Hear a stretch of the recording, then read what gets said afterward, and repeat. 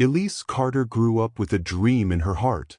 The youngest of 3 children, she lived in a little house on Magnolia Street. Her mother worked as a seamstress and her father, a factory worker, always said Elise had a spark that could light up the darkest room. As a child, she often played in her mother's sewing room, draping scraps of fabric over her shoulders like a wedding veil. She would tell her mother, "Mama, one day, I'm gonna wear the prettiest dress you've ever made. And it'll be on the happiest day of my life."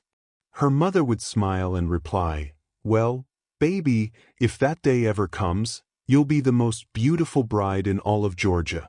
Years passed, and Elise grew into a poised and hardworking woman with deep brown skin, soft eyes, and a smile that could warm anyone's heart. She became a teacher at the local school, finding joy in nurturing young minds. Despite facing hardships and prejudice, Elise refused to let bitterness take root.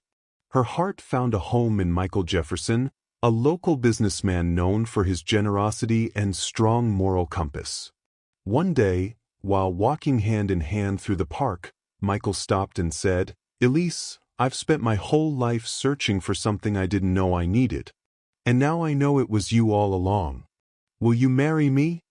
With tears of joy, Elise replied, "Michael, you've made my dreams come true before we've even said, 'I do.'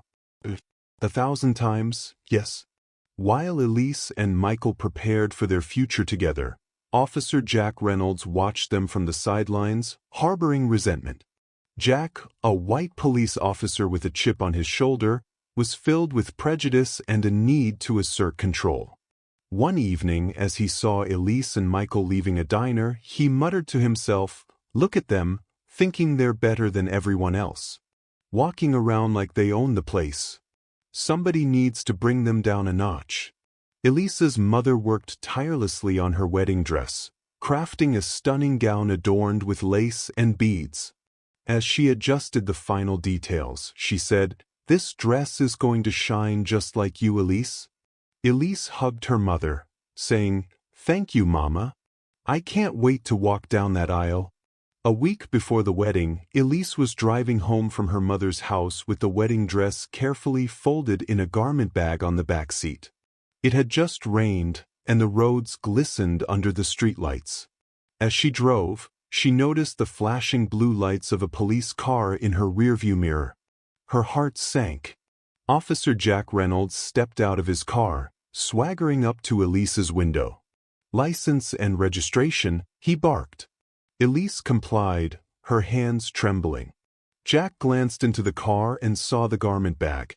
"What's in the bag?" he demanded. "It's my wedding dress," Elise said softly. Jack sneered. "Let me see it." Without waiting for permission, he opened the back door, pulled the bag out, and unzipped it. The delicate fabric caught the faint light, revealing the intricate lace and beads. "Well, well," Jack said mockingly. "Fancy dress for someone like you." Before Elise could protest, Jack tossed the dress onto the wet roadway, where puddles of rainwater immediately soaked the fabric. "Oops," he said with a smirk, walking back to his patrol car. Tears welled in Elise's eyes as she retrieved the ruined dress from the asphalt. By the time she got home, her mother and Michael were waiting for her. Seeing the soaked, muddy gown, her mother clasped her hands over her mouth, and Michael's face darkened with anger.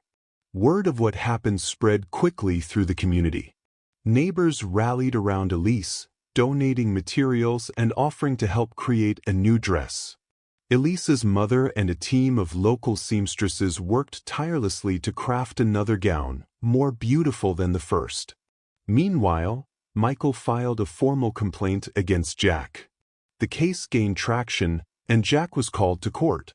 During the trial, Elise recounted the incident, her voice steady despite the pain it brought her to relive it. The judge looked at Jack with stern disapproval.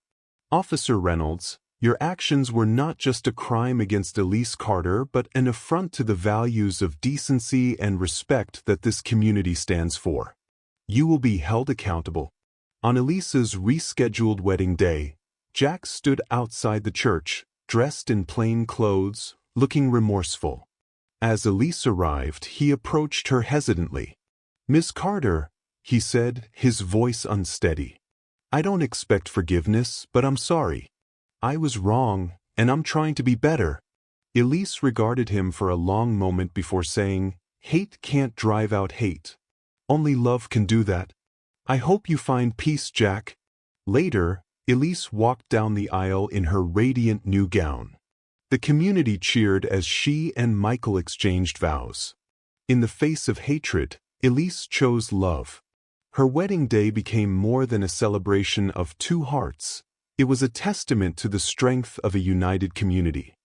Thank you for watching and experiencing this heartfelt story with us. Where are you watching from? Have you ever come across a situation like this?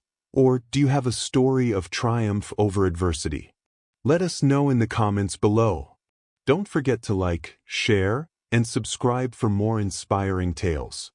Together, let's spread the message of love and unity far and wide. Together we can make a difference. Share this story of love to make sure we spread love.